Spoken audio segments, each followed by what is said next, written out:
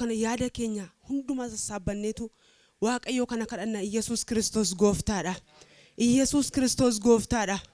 Gara koo ilaala fuulli keessan ifu deebitanii qaaniidhaan lafan ilaaltan dubbii waaqayyo. Amma yeroo kanaaf sa'aatii kana fagoorra teessanii dhiyoorra teessanii TV kana ilaala kan jirtan amma ganama kan yerootti isinii kadhannuudha. Yesus Kristos gooftaadha. Dhibee kan qabdan, rakkina kan qabdan, haala garaagaraatiin kan rakkattan, haala garaagaraatiin kan raafamtan, kan boossan yoo jiraattan, haala kan jirtan, biyya keessa kan jirtan, amma yeroon kun yeroo keessan waaqayyoon nujiin kadhadhaa. Yesus Kristos gooftaadha. Yesus Kristos gooftaadha. Rakkina keessan in ilaalina, mimmaan keessan ilaalina, doorsifamuu keessan arraan ilaalina, dhibee keessan arraan ilaalina. Ilmi waaqayyo Yesus Kristos ganama kana harka isaa isiniif hiixatee jira.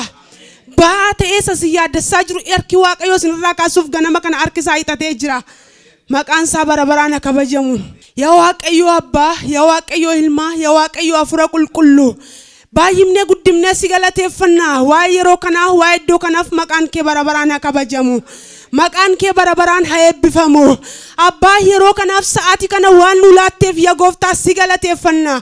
Lolliif wallaansoo baay'een utuu jiru, doorsifamuun utuu jiru, gidirfamuun utuu jiru, yaa waaqayyo nu ijoolleen kee kunoo bara baraatti yeroodhaa yerootti guyyaatti dabarree har'a geenye jirra. Anaaf sabni kun maqaa kee eebbifna. Maqaa Yesus Kiristoosin ulfinni guddaan siif haa ta'u. Kabaji guddaan siif haa ta'u. Eebbifamu guddaan siif haa ta'u. Amma yeroo kana immoo siin kadhadhaa. Yaa waaqayyo cubbuu keenya akka nu dhiiftu, cubbuu saba kana akka dhiiftu, raddarbaa keenya akka nu dhiiftu. Yeroo kana jalqabee balballi haraaraa ganama kan nurratti haa banamu. Maqaa Yesus Kiristoosin balballi haraaraa nurratti haa banamu. Araarri waaqayyo ganama yeroo hundumaa hin haareffamee caafamee jira.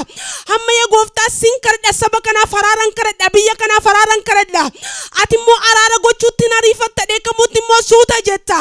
Utuu akkuma yaa gooftaa akka cubbuu keenyaaf, akka daddarbaa keenyaaf nu balleessuudhaaf utuu nariifatta ta'e silaa yoo na banneerra. Har'a garuu siin taanaan kun har'a geenye jirra. Amma ganama kana jalqabee balballi araara nurratti haa banamu. Maqaa Yesuusin saba kana irratti haa banamu. Maqaa Yesus Kiristoosin saba kana irratti haa banamu. Amma yaa waaqayyo biyya keenyaaf kanaaf si kadhanna. Dachee keenya kanaaf si kadhanna. Hawaasa keenya kanaaf si kadhanna.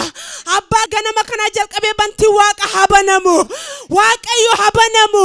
Maqaa Yesuusin biyya keenyaaf fuulaan kee haa banamu. Amma sa'aatii kana jalqabee gooftaan loqatee riphee taa'ee qilleensa kana qabatee garaa lafaa keessa, holqa mukaa keessa, galaana kana keessa ta'anii gooftaa saba keenya biyya keenya kana irratti hojjechaa inni jiru. Mana namootaa irratti hojjechaa kan jiru. Maqaa Yesuusin ganama kana jalqabee haa qabamu. Waaqayyo haa qabamu. Maqaa Yesus Kiristoosin haa qabamu. Hamma ganama kana jalqabee gooftaa saba keenya irratti ol ka'ee kan jiru kun hiyyummaadhaan, du'aan, beelaan saba keenya rukutuudhaaf inni karoorfatee bahe, addunyaa kana raasuudhaaf inni bahe. Maqaa gooftaa isin ganama kana qabneerra, ganama kana hiineerra, ganama kana cabsineerra, kaayyoo isaa karoora isaa hundumaan rukunneerra. Harka keetiin kan rukutame haa ta'u. Maqaa Yesuusin kan rukutame haa ta'u. Maqaa Yesuusin kan rukutame haa ta'u. Ilaa gooftaa amma siin kadhadha ganama kana. Ilaa siree irratti kufanii kan jiran, yaa waaqayyo dhukkubaan waan garaagaraatiin gidirfamaa kan jiran, kalee isaanii kan dhukkubu, garaachi isaanii kan dhukkubu, qaamni isaanii kan dhukkubu, ganama kana jalqabee nagaan isaaniif haa ta'u. Maqaa Yesuusin nagaan isiniif haa ta'u. Maqaa Yesuusin nagaan isiniif haa ta'u. Harki waaqayyoon nagaadha. Harki waaqayyo fayyina. Hamma ganama kana harka keen barbaada. Saba kana irratti harka keen barbaada. Saba bu'aa jiru, saba dhukkubfachaa jiru, yaadee deemee lafa riyaa isaa ga'u kan dadhabe, hamma kana harka keen barbaada. Harki kee nama kanaaf haa diriiru. Saba kanaaf haa diriiru. Lafa jiranii haa kaa'ani. Bakka kufanii haa kaa'ani. Mimmaan namoota haa haqamu. Waaqayyo haa qamu. Maqaa Yesuusin haa qamu. Hamma gooftaa siin kadhadha. Dhibee hamaan kun ilaa gooftaa sabni yaa waaqayyo waaqeffannaa leedhiisee mana isaatti akka deebi'u godhee inni jiru kuni. Hojjettoonni mootummaa hojii isaanii dhaabanii akka isaan gara mana isaatti galan godhee inni jiru kuni. Maqaa Yesuusin bineensi hamaan kuni, dhibee hamaan kun biyya keenyarra haa darbu. Waaqayyo haa darbu. Maqaa Yesuusin haa darbu. Maqaa Yesuusin haa darbu. Wanta baasinitti ta'e hundumaa natti gataadhisa. Hani boqonnaa isiniif nan kennaati yaa waaqayyo. Boqonnaatu si bira jira. Aara galfitu si bira jira. Maqaa Yesus Kiristoos sa'aatii kana jalqabee jalqabe inni biyya keenyatti ba'atee jiru kun inni dachee kanatti ba'atee jiru kun maqaa Yesuusiin ganama kana jalqabe harka keenyarraa hafuudhamu Waaqayyo hafuudhamu maqaa Yesuusiin hafuudhamu gara koo ilaalaa fuulli keessan haifu deebitanii qaaniidhaan lafan ilaaltanii itti yaa gooftaa gara moototaa gara beektotaa gara gurguddootaa yoo ilaalle hin qaanofna hin yallaana namni gara kee ilaalu immoo salphatu namni gara kee ilaalu immoo yallau maqaa gooftaa Yesuus saba kanarraa abaarsi haa cabu hiyyummaan haa cabu Abba kanan gootaa si haa galatu ganamni kun ganama keenyaa ta'u bariin kun barii saba kanaa ta'u maqaa Yesuusiin biyyi keenya isin haa eebbifamu dacheen keenya isin haa eebbifamu nagaan nuuf haa deebi'u boqonnaan nuuf haa deebi'u barii haaraan tokko si biraa nuuf haa bari'u kanan gootaa ulfaadhu maqaan kee haa kabajamu maqaa Yesuusiin ameen. Gooftaa keenyaa si galateeffanna gaarummaa kee hundumaaf maqaan kee bara baraan haa ulfaatu. Yeroo natti nu laatte kun wanta guddaa wanta barbaachisaadhaaf wanta jabaadha. Dhiiga keetiin nu laatame harka keetiinis nuuf laatame nuti nagaadha. Biyya keenyaaf araara akkati buuftu yeroo kana si kadhannaa maqaa Yesuus Kiristoosiin biyya keenyatti araaramuun jaalala kee haa ta'u. Afurri kee gara biyya lafaa afurri kee gara mana namaa afurri kee gara jireenya namaa gaafa dhaqu nama geeddara. Gaafa dhaqu nama jijjiira. Afurri kee yoo namaa dhufe hin jijjiirama namni. Afurri kee yoo gara biyyaatti deebi'e biyyatu geeddarama. Sin kadhadha ganama kana. Nuhiif anaaf namoonni kun nuti warri lafa kana jirru biyya keenyaaf saba hundumaaf Afrikaadhaaf Itoophiyaadhaaf addunyaarra kan jiraatan hundumaaf biyyoota garaa garaa kan jiraatan hundumaaf nagaan mana isaaniitti akka deebi'u boqonnaan mana isaaniitti akka deebi'u gara biyya lafaa gaafa dhufte akka jetteeti. Gaafa bartoonni mana cufatanii ta'an nagaan isiniif haa ta'utti amma nama nagaa dhabeetu jira amma biyya nagaa dhabeetu jira hawaasa nagaa dhabee jira jireenya nagaa dhabee jira ganama kanaa kaasee yeroo kanaa kaasee afurri nagaa kennu mana nama kamiitti yoo hola deebi'u si kadhanna hinni nagaadhaan mormu hinni boqonnaa namaatiin mormu waanjoo rakkinaa kana hinni jireenya namaatti fe'e bakka garaa garaatti yaaddoo keessa sabni akka galu jireenya hawaasaa akka jeeqamu hinni godhe kun qilleensi booraan kun nagaatti namaa laattuun namarraa caba waanjoon rakkinaa kun harka keetiin namarraa ka'a si kadhanna yaa abbaa ganama kana nagaan biyya keenyaaf haa deebi'u afurri kee saba kana haareessuu haa jalqabu.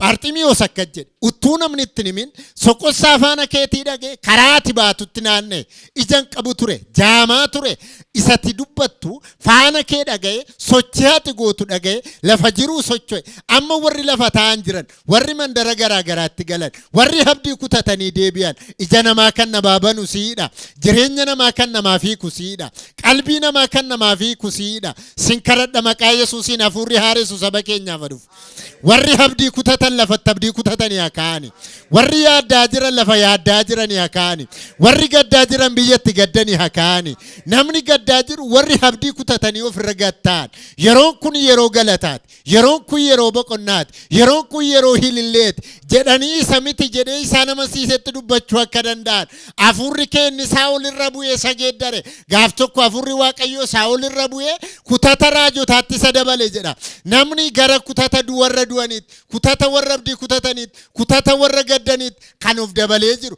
kan waamee jiru saayitii kana kaasee kutata warra jiraataniitti akka hommaku sin kadhadha afurri kee mana nama haa dhaqu afurri kee biyya keenyatti deebi'u rakkinni hawaasa keenyaa abdii kutannaadha rakkinni nama hundumaayyuu yaaddoodha rakkinni nama hundumaayyuu gadda ati boqonnaa namaa laatta ati nagaa namaa laatta ati jireenya namaa taata ati eebba namaa taata kan kana caalu karaa kee argachuu akka qabnu hamanuun nurra jiraata abbaa keenyaa si kadhanna maqaa ilma kee Yesuus Kiristoosiin nagaan saba kanaaf haa ta'u nagaan biyya keenyaaf haa ta'u boqonnaan biyya keenyaaf haa ta'u eebbi biyya keenyaaf haa ta'u namni hundinuu haa jiraatu namni hundinuu nagaatti jiraatu hinni nagaa mana namaatii gadi yaase hinni abdii laphee namaa keessa ajjeesaa jiru hinni sammuu nama hundumaa keessa abdii gadi kute maqaa Yesuusiin harkisaa kan cite haa ta'u fagoodhaa kan dhufe dhihoodhaa kan dhufe tokkummaan hafuurota hamootaa hinni mana namaa irratti walii gale hinni biyya keenya irratti walii gale hinni waldaa kiristaanaa irratti walii gale maqaa Yesuus Kiristoosiin diigamaa haa ta'u Maqaa Yesuusiin diigama haa ta'u. Maqaa Yesuusiin diigama haa ta'u. Bakka jiru haa dhaahamu. Mana keessa jiru haa dhaahamu. Dachee keessa jiru irra haa dhaahamu. Afrikaa irra haa dhaahamu. Itoophiyaa irra haa dhaahamu. Oromiyaa irra haa dhaahamu. Ardiilee jiran mara irra haa dhaahamu. Maqaa Yesuusiin haa dhaahamu. Afurri bineensichaa haa dhaahamu. Afurri bineensichaa haa dhaahamu. Afurri dukkanichaa haa dhaahamu. Afurri nama jeequ haa dhaahamu. Afurri biyya keenya jeeqaa jiru haa dhaahamu. Afurri waldaa kiristaanaa jeequ haa dhaahamu. Afurri nama mana namaa jeequ haa dhaahamu. Afurri nama dhuunfaa jeequ haa dhaahamu. Afurri tokkummaadhaan mormu haa dhaahamu. Afurri nagaadhaan mormu haa dhaahamu. Afurri waaqeffannaadhaan mormu haa dhaahamu. Afurri dinagdeedhaan mormu haa dhaahamu. Afurri eebbaan mormu haa dhaahamu. Afurri tokkummaa waaqeffattootaatiin mormu haa dhaahamu. Maqaa Yesuusiin kan nahame haa ta'u. Maqaa Yesuusiin kan nahame haa ta'u. Maqaa Yesuusiin kan nahame haa ta'u. Ibsaan nahame kun mana namaatti haa boba'u. Dukkanni mana namaatti seene gad ba'u. Ati ifa keenya. Ati nagaa saba kanaati. Ati boqonnaa saba kanaati. Ati eebba saba kanaati. Ati ulfina saba kanaati. Ati nagaa saba kanaati. Ati nagaa nama nagaa dhabeeti. Ati boqonnaa nama boqonnaa dhabeeti. Ati ulfina nama ulfina dhabeeti. Ati gammachuu warra gammachuu dhabaniiti. Ati eebba warra eebba dhabaniiti. Abbaa keenyaa sin kadhadha. Waaqayyo keenyaa sin kadhadha. Dhiiga ilma kee Yesuus Kiristoosiin nagaan deebi'u. Dhiiga ilma kee Yesuusiin nagaan deebi'u. Warra balbala isaaniirraa dhiiga hoolichaa qaban inni du'a baatu bira darbeera. Kan nama ajjeesu bira darbeera. Isqeel akka dubbatu akka jedha. Gaafa gaaffiin isaa ka'e lafeen kun deebi'ee jiraachuu danda'aree jedhee inni gaafate hafuura keedha. Deebii inni deebise situ beeka kan jedhudha. Sakka lafee gogaa ta'e saba akka lafee gogaa ta'e sana mana Israa'eliin isa goge sana bakka bakka inni jirutti deebifte. Bakka bakka inni kaleessa jirutti deebifte. Bakka bakka inni jiraachuu qabutti deebifte. Bakka bakka inni jiraachuu qabu wanta gadi baase. Biyya keenya keessatti nagaan bakka jiraachuu qabu gadi ba'e. Wanti jiraachuun irra jiraatu kan bakka isaatii ka'e. Maqaa Yesuusiin bakka bakka isaatti deebi'u. Biyya keenya wanti bakka gaddise bakka isaatti deebi'u. Wanti bakka gaddise bakka isaatti nuuf deebi'u. Lafee akkasaatti ribuu akkasaatti walitti deebi'e jedhamee caafameera. Afurri kee waaqarraa dhufee ganama kana bakkaatti deebisu. Wanta bakka gaddise bakkatti kan deebisu hafuura keedha. Wanta bade kan deebisu hafuura keedha. Wanta du'e kan jiraachisu hafuura keedha. Wanta bade kan deebisu hafuura keedha. Afurri kee wanta bade biyya keenyaaf deebisu. Olo si dabreli kuradia wanta mana namaati bade kan deebisu siidha. Jiraachuu danda'a lafeen kuni gaafa jedhame anin beeku situ beeka kana yaa gooftaa jedhe namni waa isaatiif abdii kutate carraan jireenyaa kanaan numa namni jedhe sin kadhadha ganama kana afurri kee qilleensaa'u. Afurri kee mana namaatti deebisu.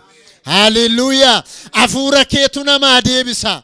Afura keetu warra abdii kutatan abdiitti deebise. Mana Israa'el isa jeeqame, mana Israa'el isa diigame, jireenya Israa'el isa soofame, jireenya Israa'el isa caccabe, isa dadhabe situ deebise. Jireenya saba kanaa isa diigame, jireenya saba kanaa isa bade. Boqonnaa saba kanaa isa bade. Qabeenya saba kanaa isa harca'e. Karoora harca'e kana akkuma lafee iddoodhaa kaatetti fakkeeffamu isa diige kana kan ijaaru siidha. Maqaa Yesuus Kiristoosiin afurri kee nuuf ijaaru. Afurri kee nuuf ijaaru. Daani'el boolla leencaatti gadi bu'e. Daani'el boolla leenca duudaatti gadi bu'e. Afurri kee garuu afurri leenca Yihudaa boolla leenca duudaatti isa baase. Wanta bifan qabne, wanta qaama qabne, wanta ijaan hin mul'anne, wanta qilleensarra jiraatu, wanta yoo waaman nama jala hin owwaanne, dhukkuba maqaa malee jireenya hin qabaanne, sa jireenya maqaa qabu balleesse. Maqaa Yesuusiin afurri kee afurri leenca Yihudaa ganama kana isaa dha'u. Yeroo kana isaa dha'u. Sasaba kana liqimse, sasaba kana nyaate, sadargaggoota nyaate, isa eenyu nu nyaate. Afurri kee ganama kana ol isaa dhaabu, ol isaa kaasu. Afurri Waaqayyoo na dhaabachiisa jedha. Afurri kee nu haa dhaabachiisu. Afurri kee saba keenya haa dhaabachiisu. Warra dhaggeeffataa jiran kana haa dhaabachiisu. Nama hundumaa haa dhaabachiisu. Carraa argannee yeroo kana fuula kee dura jirra. Akka jedhamee caafamee jira. Museetti kan dubbatame. Yeroo hundumaa ibsaan mana qulqullummaa keessaa naaf ifu. Saayitii kamiin iyyuu ibsaan hin badin jedhe. Hin dhaabin jedhamee caafamee jira. Ibsaan kee hin dhaamu. Ibsaan kee biyya keenyarraa hin dhaamu. Ibsaan kee biyya keenyarratti qabatu. Nagaan kee biyya keenyarratti qabatu. Maqaa Yesuus Kiristoosiin sin kadhadha. Afurri Zakkiyoos irra bu'e inni gaaficha. Uttuu namni hittin himin. Uttuu eenyuyyuu isa yaadachiisin. Kan isa dhaabachiise. Kan isa kaase. Akka inni si barbaaddatu kan isa godhe. Saba keenyarra habu. Afurri kee saba keenyarra bu'u. Kan lafaa isa kaasu hirraa bu'u. Wanta keessa jiru keessaa kan isa fiigsisu hirraa habu. Maqaa Yesuus Kiristoosiin Zakkiyoos waan isa dhokse keessaa fiigi. Wanta isa caale keessaa bahee fiigi. Nama isa caalu keessaa bahee fiigi. Si arguu barbaade akkuma inni karoorfate isaa milkaa'e. Yeroo kana afurri nama milkeessu. Afurri lafaa nama kaasu. Afurri Zakkiyoos irra bu'e gaaficha saba keenyarra nuuf habu. Nama habdii kutaterra habu. Si arguun qaba nama jedhe. Sin barbaaddada nama jedhe. Maqaa Yesuusiin itti mul'atta. Zakkiyoos uttuu namni tokko ittiin himin. Uttuu eenyuyyuu waa'ee keessatti himin. Si arguun qaba jedhee si barbaaddate. Akkuma inni si barbaaddate mana isaatti hollixxe. Warra si barbaaddatan mana isaanii lixxa. Afurri keenni Zakkiyoos irra bu'e saba kanarra habu. Afrikaa irra habu. Itoophiyaa irra habu. Afurri mataa bineensicharra nu dhaabachiisu. Akka jedhamee caafamee jira. Inni koomee kee hin idda. Inni immoo mataa kee hin rukuta. Bofichi koomee isaa hin idda.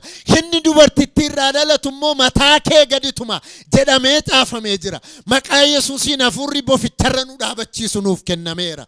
Sabni keenya kana beeku. Yaa hafuura qulqulluu sin kadhadha saba kana yaadachiisi. Biyya keenya irratti nagaa deebisi. Nagaa waan nu laatteef si haa galatu.